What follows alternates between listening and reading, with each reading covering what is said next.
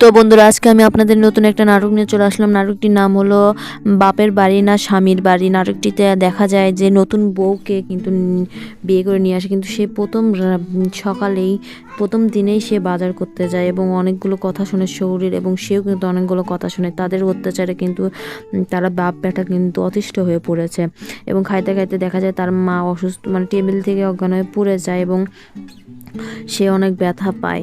তো বন্ধুরা, অন্যদিকে যখন স্বামী স্ত্রী কথা বলছে তখনই তার শাশুড়ি এসে কিন্তু গন্ডগোল বাজিয়ে দেয় এবং বলে যে ও